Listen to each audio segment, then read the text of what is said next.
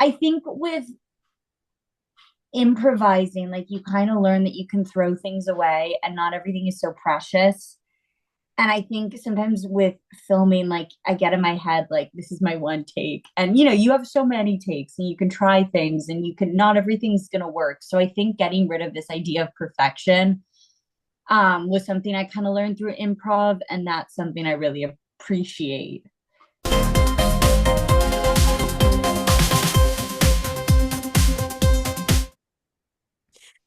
Welcome everyone to this exciting interview segment here at Survival Shows.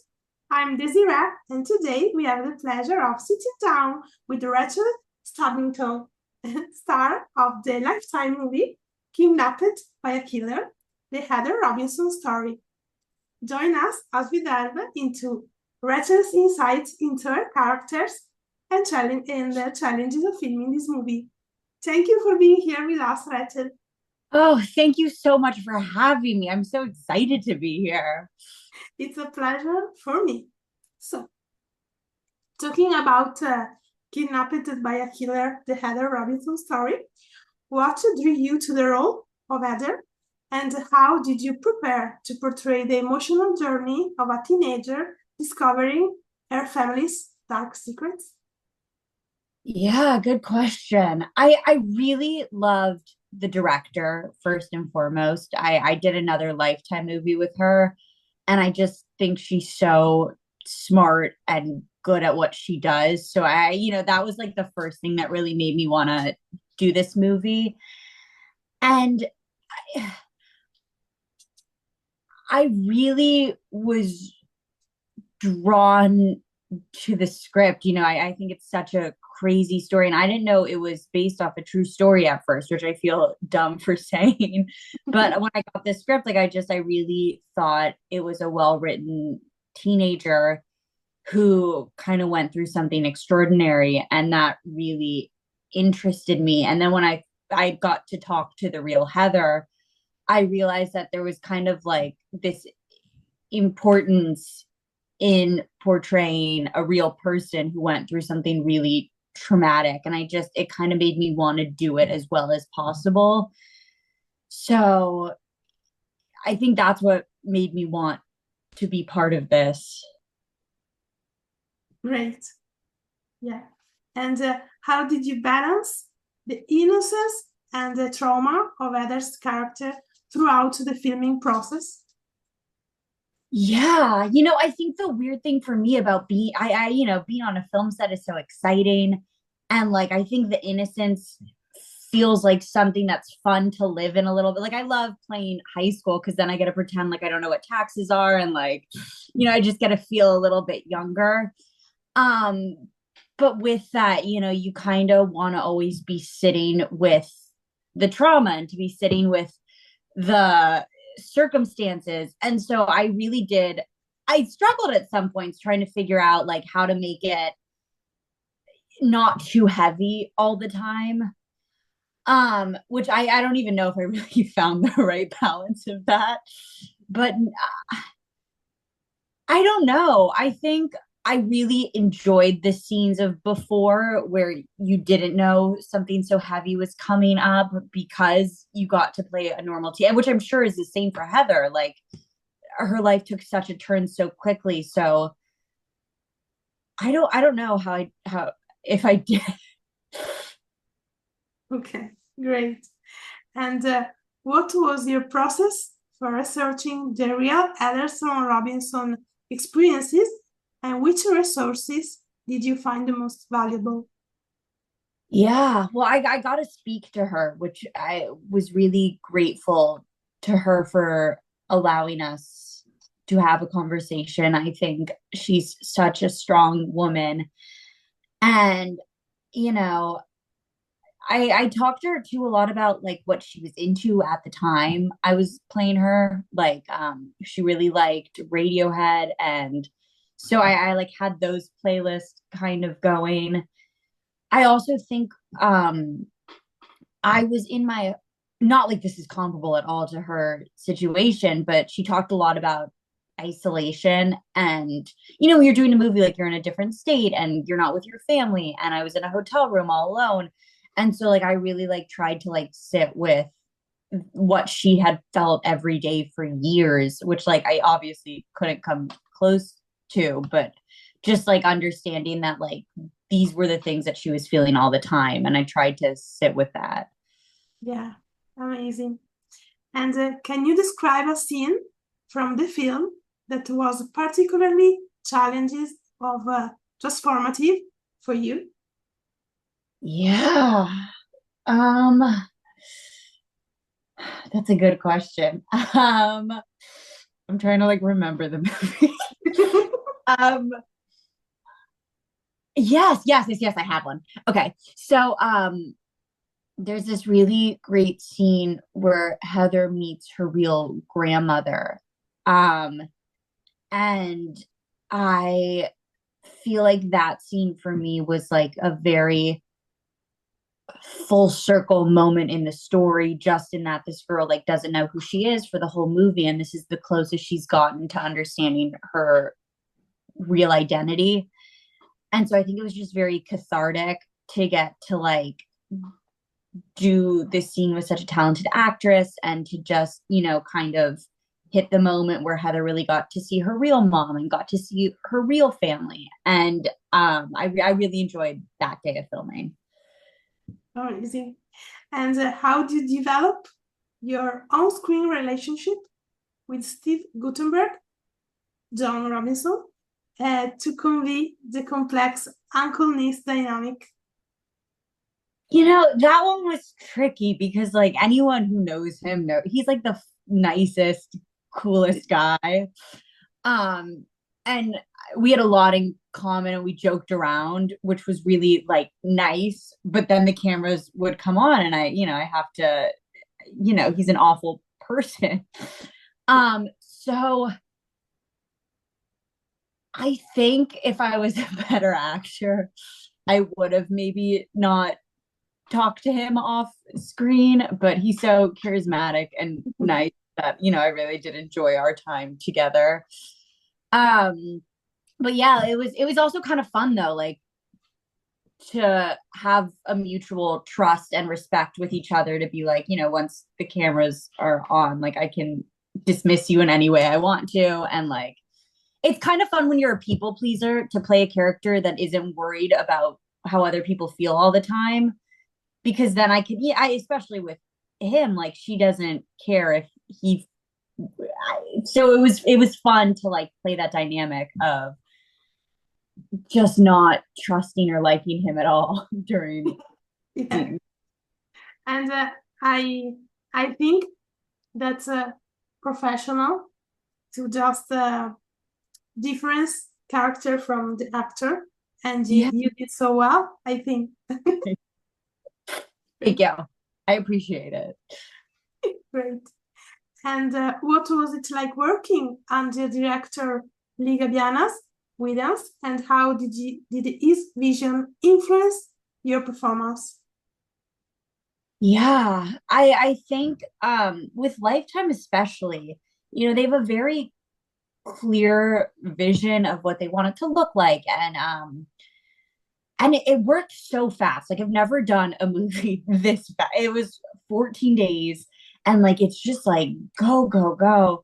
Yeah. um and I think it's like it's almost, I don't know, like I felt like I was going to camp a little bit, but what was nice is like you really trust people's vision in a way that like as an actor, like I'm always like I want to do like nine more, and like they're like okay, we have it, like we got to move on. um so it's kind of nice to know that there's this like really strong specific vision that you're trying to follow, and you have someone else telling you when it was reached and when you can move on, so it's not, I really enjoyed that. Amazing. And how did you collaborate with Shanna Kramer, investigator character, to ensure authenticity in the investigative sequence? Yeah, the funny thing is I had one scene with Jana at the end, so like I had only met her I think one day, but I really enjoyed that one day, especially to like even though I didn't get to like grow super close with her, I feel like through reading the script so many times, I really like felt a connection and appreciation to what her character was and this idea of someone who wouldn't give up trying to help these women and trying to give their families peace. And so I think like bringing that to the story really made our scene feel cathartic and what it needed to be. Yeah, amazing. And the film addresses themes of identity, family betrayal, and resilience.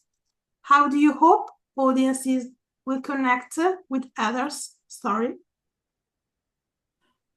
You know, I think sometimes when you have these stories that are so specific and so, like her Heather's life seems so like she's the only one that this has ever happened to. And you're right, like there's so many themes within it that I think people can relate to. Um, and I think it just kind of goes to show like family can be chosen a little bit, and you get to see Heather's connection that she gets to kind of build with old family members and her adoptive parents. And um yeah, I think it's a story about resilience. Like, really, really, she went through the worst possible thing and she came out stronger and so dedicated to wanting to find her mom. And I think it just kind of teaches us that, like, humans are so capable of surviving such horrific things. And I hope that's what people take with them. Yeah, I agree. So, change of a subject, talking about your career in general. I did a little bit research, but sometimes internet can be tricky. So if I am wrong in something, please tell me. Okay. Okay. Looking back at your training at UCLA, the Groundlings and Second City, which lessons or exercises have been most influential in shaping your acting style? You're killing it so far. This is all correct. I think that's a good question. I think with improvising, like you kind of learn that you can throw things away and not everything is so precious. And I think sometimes with filming, like I get in my head, like this is my one take. And you have so many takes and you can try things and you can not everything's gonna work. So I think getting rid of this idea of perfection was something I kind of learned through improv, and that's something I really appreciate. Yeah, that's great.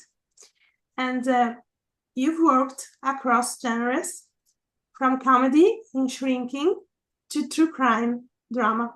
How did you adapt your approach to different types of role? Yeah, I think something that's helpful is with comedy. Like I play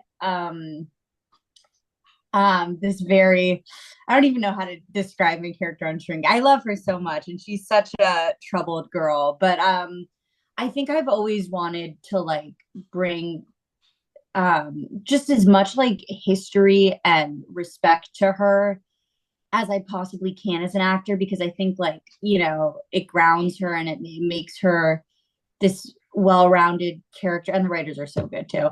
But I feel like in doing comedy, like I try to approach it a little bit like drama, like to a weird extent, where like I just want to make sure I know everything about my background. So then when I transition to drama, I feel like I have the tools. I just like don't have to or I just have to cry a little bit more in drama. Okay. So I go down on my antidepressants and I get ready to go. Yeah. And talking about what was the biggest challenge you faced during your early career, how did you overcome it? Yeah, I still think it's a lot of rejection, and like no matter where you get, I feel like I always had in my head like, oh, the first thing I get cast in, like then I'll know that I'm good enough, and like no, never. And I still hear no like every day, and I think I'm getting a lot better at it. But sometimes when you overcome a challenge, like you find a new one to like get in your way a little bit. So now Yeah. it's like I can handle the rejection, but like, I think it's it's a tricky industry and every day I'm figuring out something that's harder. But like I'm trying to learn that things aren't so personal, like you cannot get something and then you'll watch it and you're like, oh, that person's way more famous than I am, or that person's way better, but it's not an issue on me. Like, so I'm Yeah. trying to not take things so personal. Good answer. And how did you experience on Dr. Odyssey prepare you for the emotional intensity of a role like Heather Robinson? Yeah. So when you do a procedural crime kind of drama, it's scary because you don't know any of those people very well. And like you have to come in and cry. Like that is like kind of your yeah, everyone was so nice and kind, but like you can't even have a good time because like you're like, I need to like, I'm trying to think about my dead dog. Like I need to get the tears out. And that was like the highest caliber thing I'd ever like cried in, just in terms of like pressure and I feel like once I did that, I was like, oh, I can like walk in if I need to. Like it just kind of gave me that feeling of like, oh, like if it needs to happen, it will. And then I stopped worrying about it as much. And I think with a Lifetime movie, like there are a lot of scenes where they want like a high intensity kind of reaction. Yeah. And so I felt a bit more confident in like, those emotions will be there or they won't be there, but you just kind of have to do like what feels right in the moment and like trust in my body a little bit. Yeah. Good answer. And you've mentioned self tapes being crucial post-COVID, right? What Yeah. What's your top advice for actors navigating audition tapes today? Oh, that's also such a good question. I still struggle with self tapes. Um,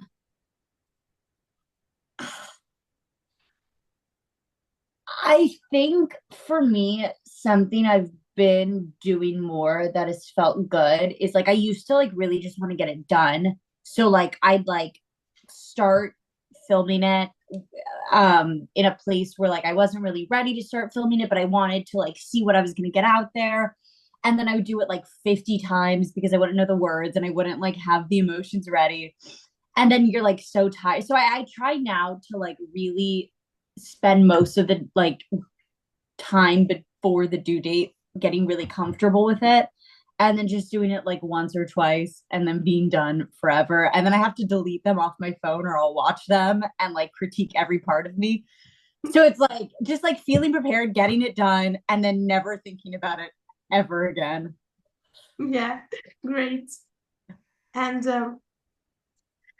talking about your background, how has growing up in Los Angeles influenced your perspective on the entertainment industry?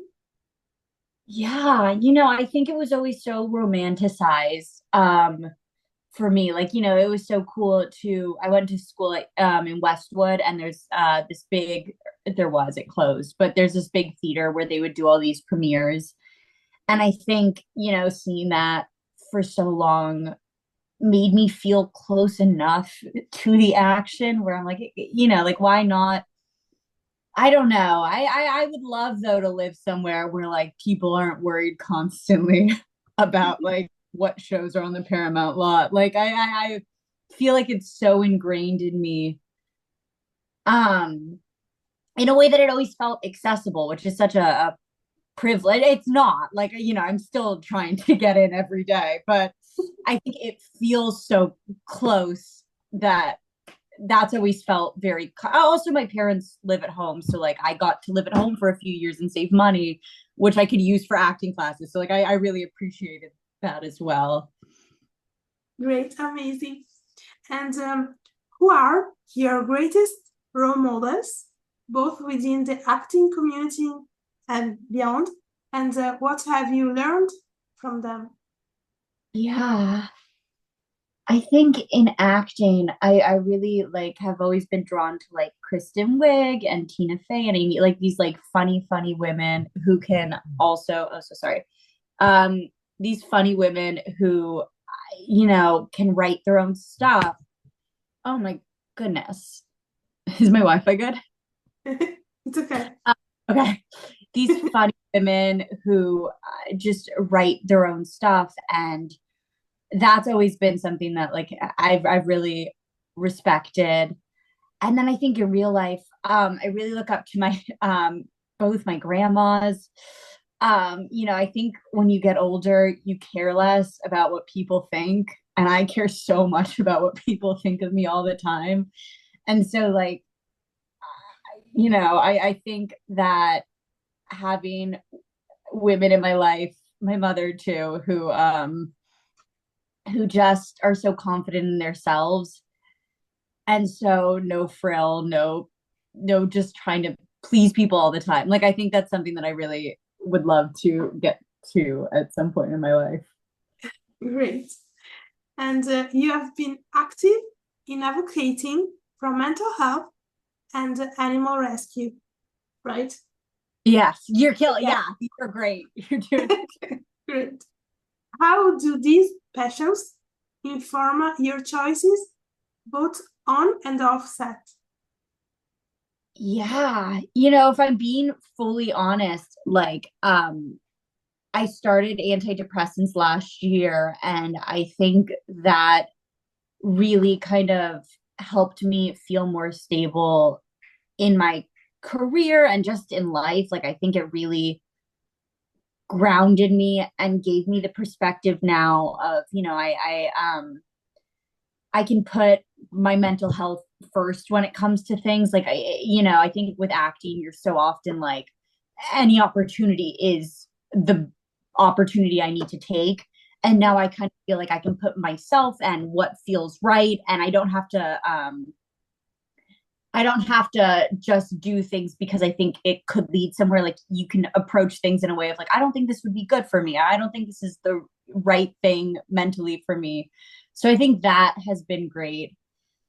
And I love dogs. I love dogs so much. I haven't to do anything with dogs, but I think the way dogs would play into my career is like um my parents have our dogs at their house, and like sometimes I'll have an audition, and like it feels so big when you're in the process of it, like oh my god, like this HBO Max role could change my life.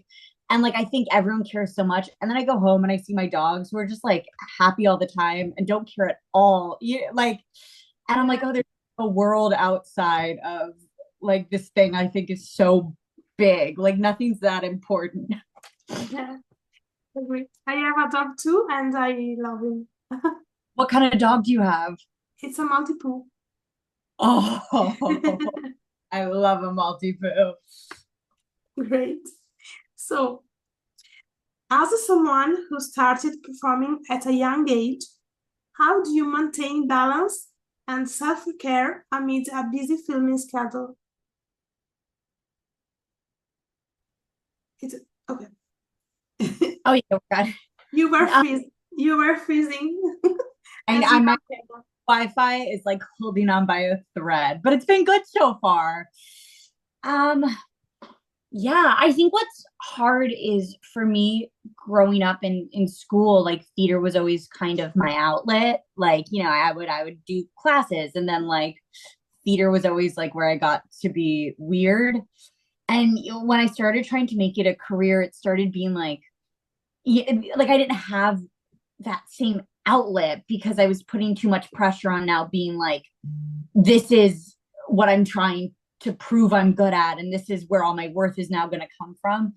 So I think in terms of like self-care, I've been trying more to make it cathartic again and just fun and silly and like and try not to feel like pressure as much, which is so much easier said than done. But like I think I'm just trying to make things less serious, and I'll let you know how that goes. Great. Talking about change of subject again, talking about your future projects and aspiration.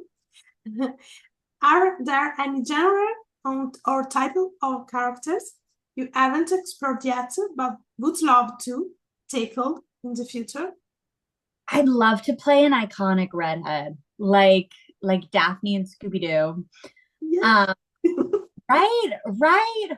Like, yeah, I think that's kind of always been something that I grew up really loving, the Kim Possibles of the world. And I think that would be really fun. Yeah, great. And what legacy do you hope to leave throughout your work, both as an actress and as an advocate for the causes you care about? We are talking a minute before Yeah. bats and animal rescue. Um, that's a good question. I really like to make people, I mean, like this isn't related to Heather, but like I like to make people laugh. And I honestly like talking to Heather. I think I saw that a lot in her too. I hope, I think that TV and film gets to bring people a little break from whatever they're going through. And that's like how I see movies, at least. And so, I hope that I can help, make people happy for a little bit or, give them something to not pay, like give them something to distract themselves with, and kind of give back in that realm. And yeah, I think I hope to become a better advocate as I get older, um, and like figure out a way that I really feel like I can help people on a bigger scale, I guess. Yeah, understand. And how do you envision your career evolving over the next few years? Are you interested in writing, producing, or directing as well? Yeah, I am. I just wrote my first film, I guess, with my friend Jacob, who's so talented, and we filmed it all with all of our good friends, and we're in the process of editing that right now, and I'm really excited to get, I love writing and I love collaborating like that. So I really enjoyed that whole process, and I'm hoping that I can figure out a way to kind of take the like Mindy Kaling route of getting to write, well, act, and I really, really love that sort of thing. Yeah, great. So the last question, as usually for me, what upcoming projects are you most excited about other than the movie premiered next week, and why? Yeah, I'm doing Shrinking season 3 right now. Oh, Um, great. yeah, and I don't know when it's gonna be at. We're almost done, Phil. I'm really excited for people to get to see it. And I yeah, I think people are really gonna like it. I think everyone on the show and the crew, everyone's so talented. So I'm excited. That's great. So this is it. Make sure, all of you, to quote Kidnapped by a Killer, the Heather Robinson story on Lifetime channel next Saturday night. And thank you, Rachel, to join us today. Oh, thank you so, so, so much for having me. It's a pleasure for me. Really nice talk with you. And thank you all for watching. Bye!